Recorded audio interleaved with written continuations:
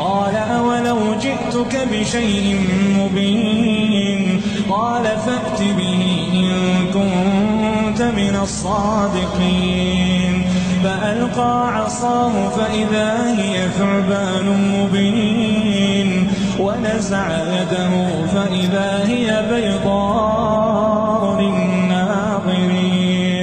قال للملأ حوله إن هذا لساحر عليم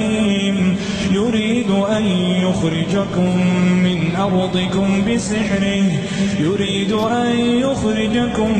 من أرضكم بسحره فماذا تأمرون